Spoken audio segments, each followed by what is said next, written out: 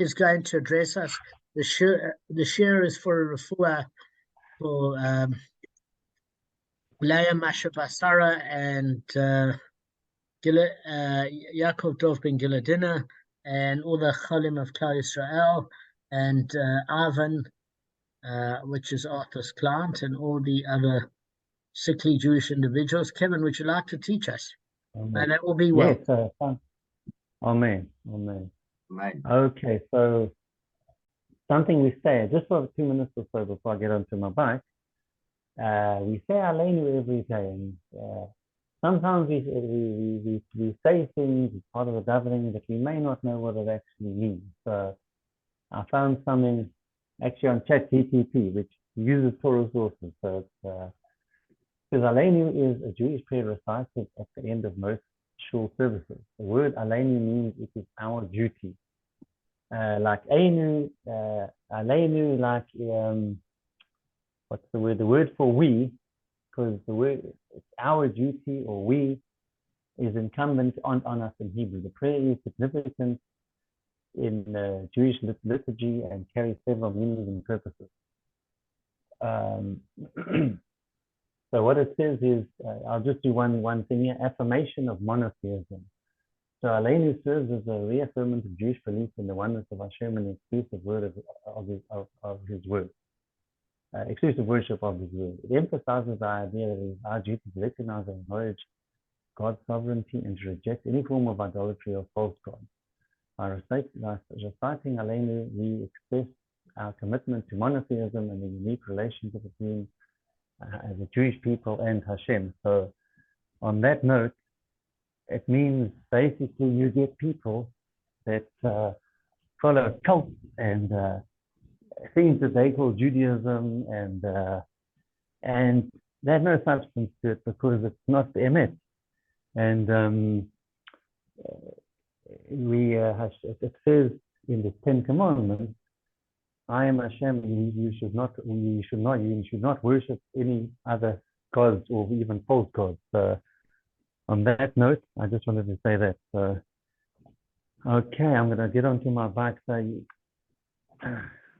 Okay, before you get on your bike, I just want to share my screen for 1 minute, then you don't have to look at anything again. Okay.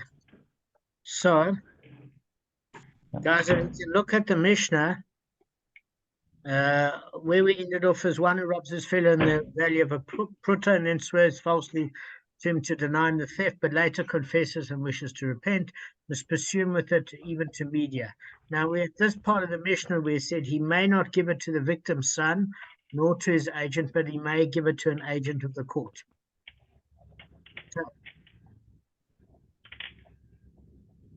Right, good. Now you can get on your bike.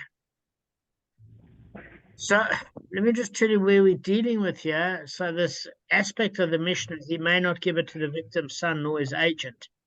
What are we actually talking about here? And if you look at a related discussion concerning an agent that one appointed in the presence of witnesses, okay, and what we say is that, let's just give a little bit of a situation.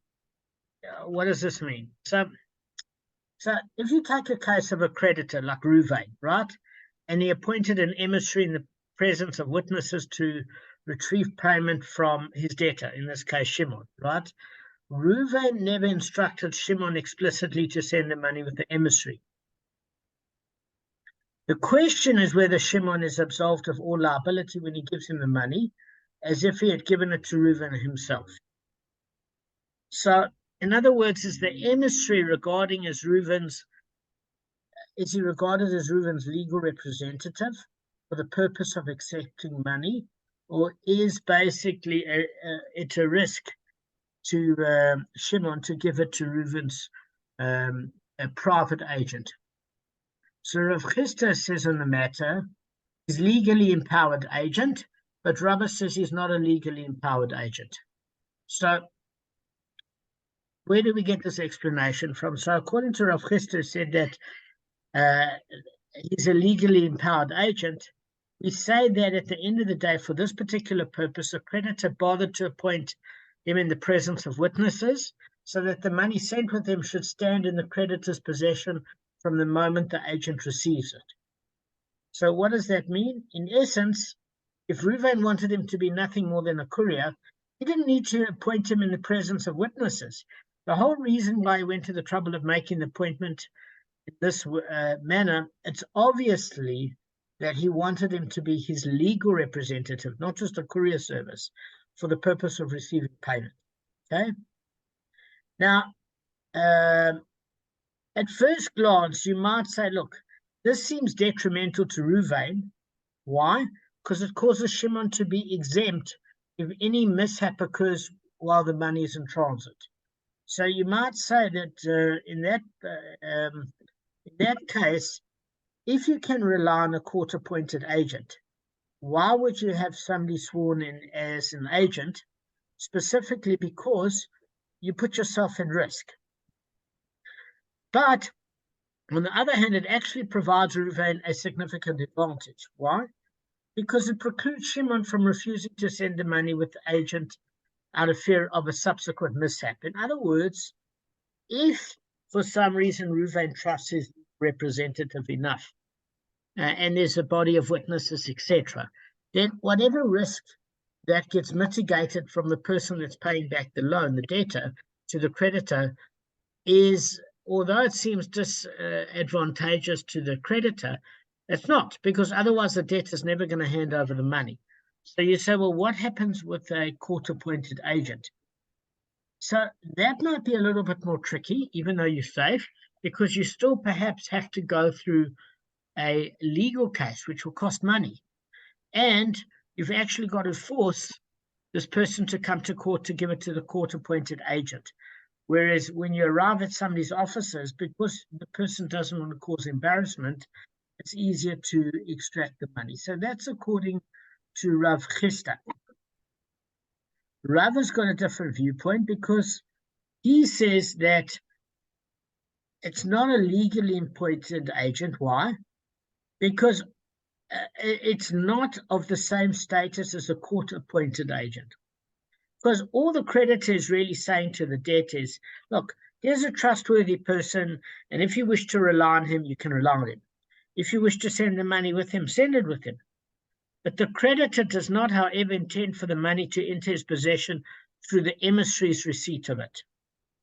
So what does that actually mean, that complicated way? The creditor does not intend to enter his possession through the emissary's receipt of it. It basically means that the creditor is not prepared to absolve the debtor of the money in case the agent doesn't deliver it to the creditor.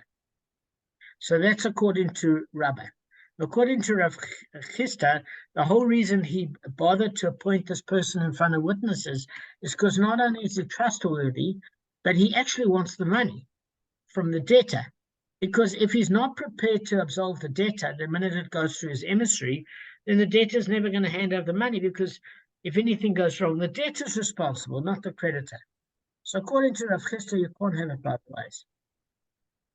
So basically what happens now is the Gemara challenges Rav Chisda, and we learned in Bava Kamma 98b. Well, we haven't learned it yet, but please God. So if one was borrowing a cow and the lender sent it to him with his son, his slave, or with his agent, or he sent it with the son, the slave, or the agent of the borrower. So you've got two different cases here according to this Mishnah. Okay? Basically in Bava Kamma it says you've got two ways to do it. Either the borrower can send his son, his slave, or his agent, or the lender can send it with his son, his slave, or his agent. But we're saying either way. What happens if the animal died before reaching the borrower himself? And the Mishnah actually turns around and says, well, the borrower isn't liable to pay for it. And the reason being is pretty straightforward, okay? Because although a borrower is liable for any mishap, in other words, death, the animal dies, that occurs to the animal while it's in his possession, he's not liable for this mishap that occurs while it's being transported to him, unless he has specifically instructed the lender to send it with that emissary. So that's according to Rashi. So what happens is, if the borrower, Rashi seems to not agree. Rashi says that if the borrower sends his emissary, whether it's his son, his slave, or his agent, to collect it, at the point at which his emissary collects it from the lender, the borrower is liable. If the lender sends an emissary, whether it's his own son, his slave, or his agent, to the borrower isn't responsible because they are working as an extension of the lender. And it's only when it transfers hands that it becomes the borrower's responsibility. Now, it's different, though, if the borrower instructed the lender to send it with his agent. Because in that case, according to Rashi, it's considered to be in the borrower's possession as soon as the agent receives it.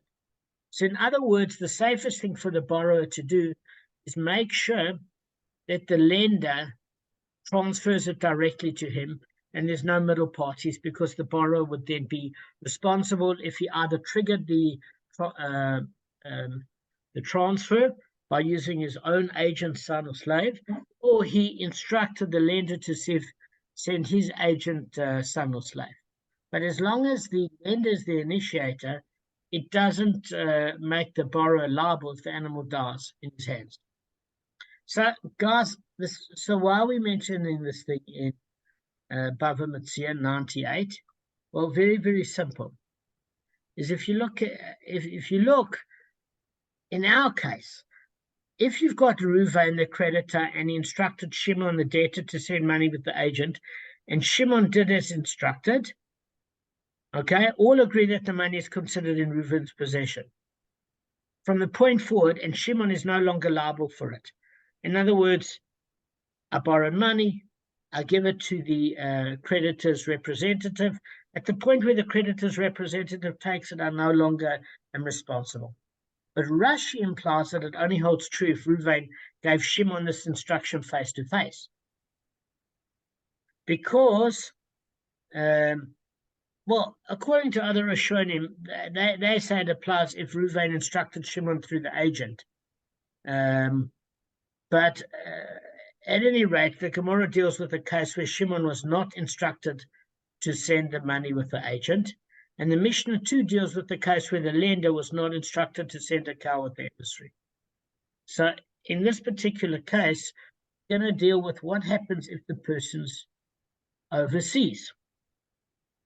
Why? Because like in our particular case, you don't have a problem. You call somebody on WhatsApp, you have a Microsoft Teams meeting, and can get hold of somebody overseas. Now, can you imagine before telecommunications, how do you know that it's trustworthy?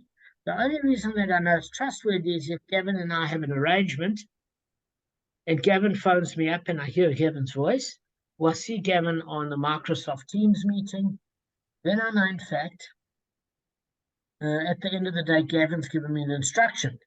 But if an agent comes to me and say he's collecting it on behalf of Gavin, what we're doing is we're doing a security check. How do we know that this agent, in fact, does represent Gavin? Maybe he's posing it because he heard in a pub one night that Gavin borrowed 20,000 Rand, and he figured, yeah, he's going to be the intermediary and try and see if he can be the middleman and steal it. So you have to have certain validations. One of them is a star, a document. Other one is a pair of witnesses testifying to the fact that this agent was selected by the creditor to collect the money from the debtor. Okay? Now, we're also going to deal with the case of validation of signatures. So, now, in this case of the borrower's agent that the Mishnah mentions its latter clause, and we want to find out, look, how was he appointed? So if the borrower did not appoint him in the presence of witnesses, the question remains, how do we know that he's truly the borrower's agent? Now, in other words, how can the Mishnah refer to him as the borrower's agent if there's no evidence to this effect? That's what Rashi is saying. We can't say that the Mishnah later meant that the borrower admitted that the person was his agent, and he's nevertheless exempted because he hadn't instructed the lender to send the cow with him. Because if you look at the Chumash phrase, and he sent it with the agent of the borrower, that implies that the person was known to be the borrower's agent at the time that it was sent. So we need some sort of evidence. So the Mishnah must refer to a case where the borrower appointed him in the presence of witnesses. So the Mishnah states that when the lender gives the animal to this agent, the borrower is not liable for any mishap that occurs for it in transit, because it has some sort of evidential sustainability. So we see that the agent isn't considered the borrower's legal representative, even though he was appointed in the presence of witnesses. So obviously this presents a difficulty to the opinion of Rav Chisda. So the Gemara says, look, if you look at Rav Chisda's case, it's in reply to a different challenge, because we're dealing with there his employee or his companion. And here too in the Mishnah, we're dealing with the borrower's employee or companion. So all we're saying is that, look, if you are appointed as the borrower's agent for the specific reason of bringing him the borrowed cow, he has to be appointed with witness in the presence of two witnesses. But if you've got somebody working for the lender, and he happens to be either a friend, a mate, a companion, or perhaps an employee where he does a myriad of services for this person, he generally does the borrower's chores, and you want this person to become the agent, that's not considered legal representative. It's considered somebody that's almost like a courier service. So you have to have that agent in the presence of two witnesses to be considered the legal representative. Okay? Now the Gemara challenges Rav Chisda again, and it says, we learned in the Mishnah, he may not give the article he robbed to the victim's son, nor his agent. Okay? So he doesn't fulfill his obligation to deliver the stolen property to the victim by giving it to his son or his agent. So how can a robber bring an asham offering if he hasn't given it to the victim itself, or a court-appointed agent? So we're saying a son or an agent of the victim doesn't count. So we want to know basically, how do we know it's his agent? So the Gemara is saying, look, you might be able to. What you have to do is assess whether the victim appointed him as an agent in the presence of witnesses. And the Mishnah rules that given the stolen article to this victim's agent does not constitute a valid return to the victim. So now the Gemara is saying, well, it seems as though in the presence of witnesses, even the victim's agent is not his legal representative. So what's going on? Can you only give it to a court-appointed agent?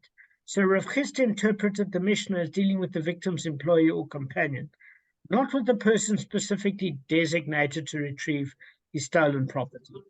So again, if the victim himself has a legally appointed agent with witnesses signing to that fact, the robber can give it to the victim's legally appointed agent, but he cannot give it to the victim's employee nor his victim's friend.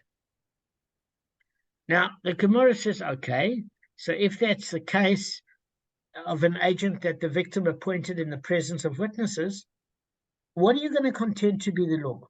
Because you can say that he is a legally empowered agent, and if the robber returns the article to him, it's considered as though he returned it to the victim himself. But then the Gemara says, well, why are you wording it in such a strange way? In other words, rather than teaching the next clause that he can give it to the agent of court, why would you even need an agent of the court if the victim's agent seems to have done a good job of accepting responsibility? Because it's saying, let the Mishnah make a distinction and teach an exception to the Mishnah rule with respect to the victim's agent himself as follows. In other words, when was this matter of the first clause stated? In other words, when do we say that the giving of the article to the victim's agent does not constitute a valid return. And it's saying it's regarding an agent that is not appointed in the presence of witnesses. So it's just this victim's normal employee or a friend that's collecting the money. That's not a sufficient agent. But if he appointed this agent in the presence of witnesses, that's considered a legal representative. And therefore, it's a tantamount to returning it to the victim himself. So the Gemara is saying, well, why do you need a court-appointed agent in that case? Because now we've determined as long as it's valid with witnesses and that's the legal representative, it's fine. And the reason being is the Tana did not state the distinction because he was unable to make an absolute statement regarding an agent that was appointed in the presence of witnesses, as he did regarding to the agent of the court.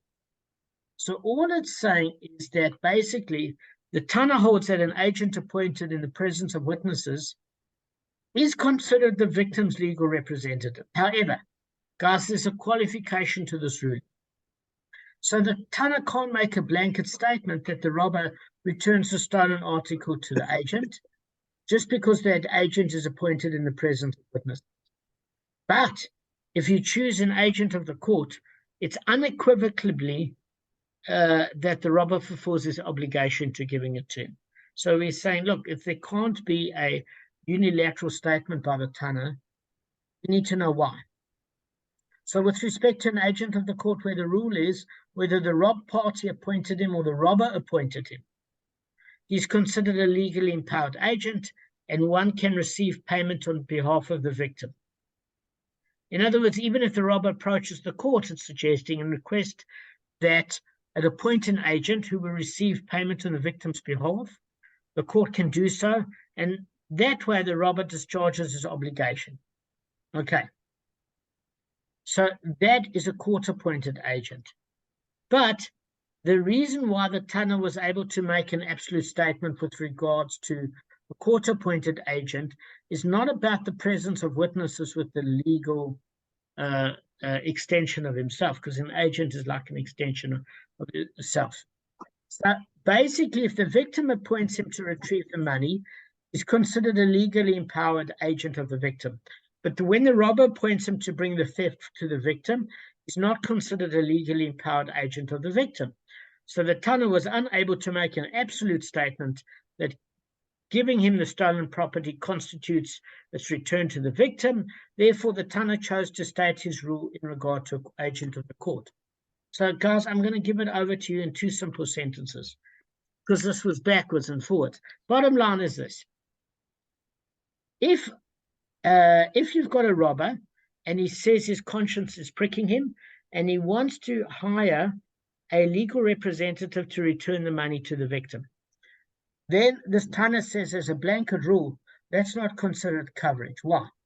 Say the money goes missing. The robber's saying, I don't know what you're talking about. I confess to you that I paid it.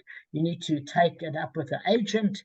I gave him the money. There were two witnesses that saw me hire him as the legal representative.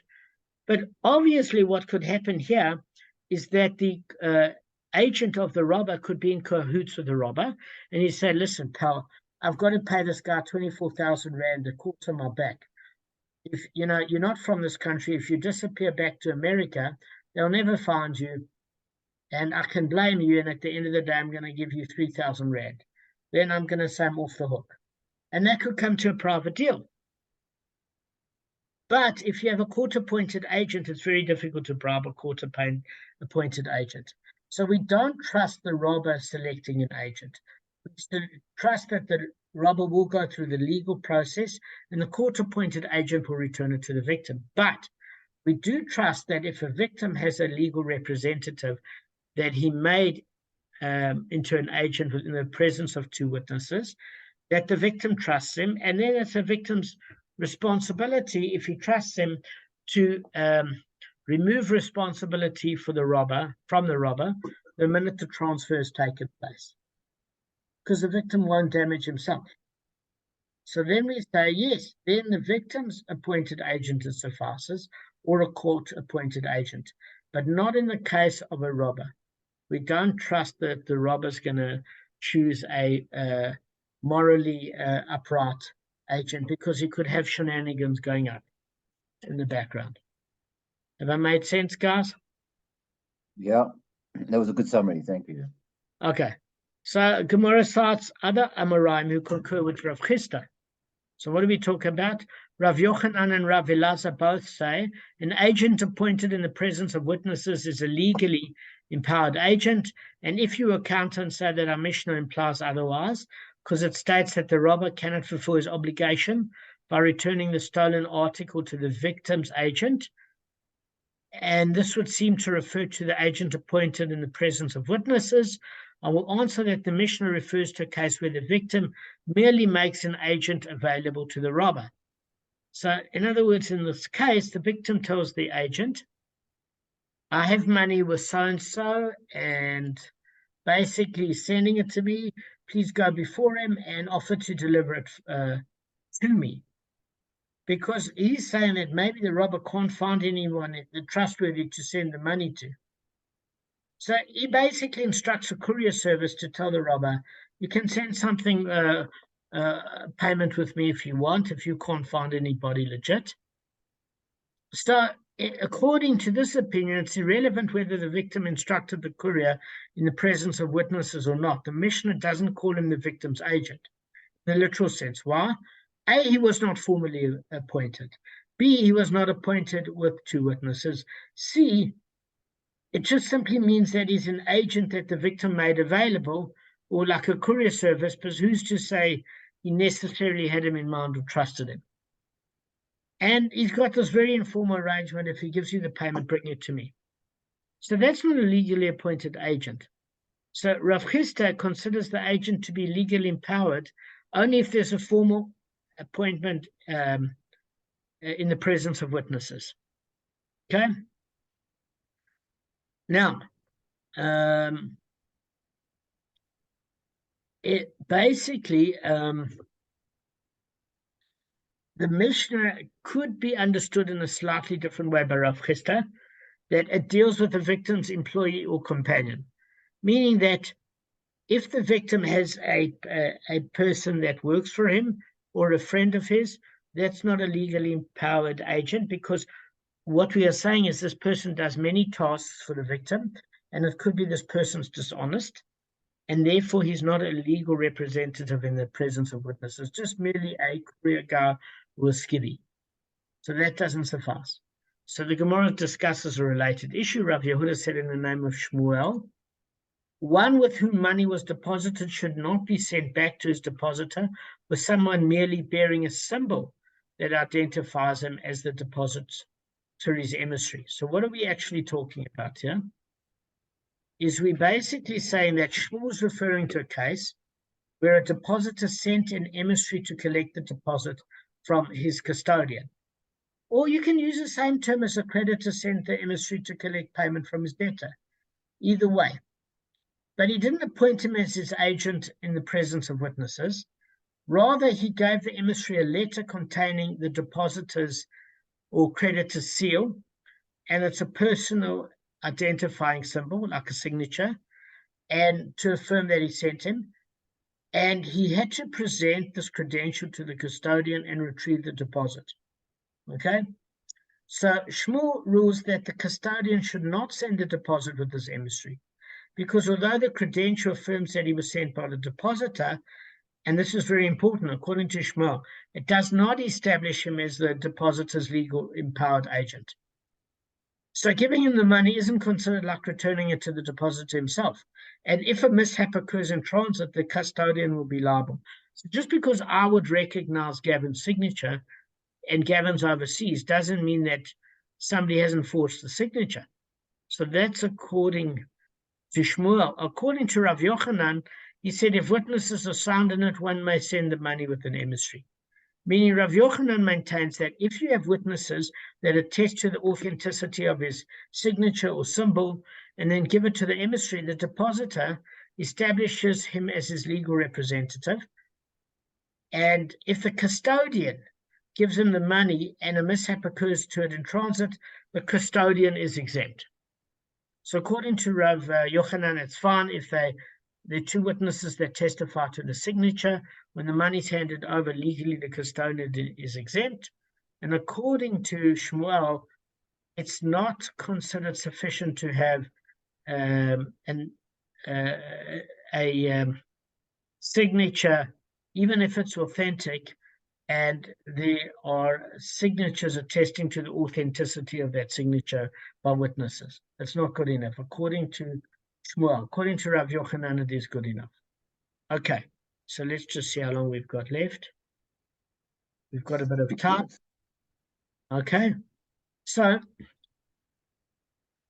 according to Shmuel, we're saying, well, that's fine. So if you're saying it's not good enough, what's the remedy for a depositor who wishes to send an emissary to receive his deposit? So what we are talking, guys, here is how can he appoint an agent whose receipt of the deposit will automatically exempt the custodian from liability while it's in transit? In other words, so that the custodian can be willing to give him the money.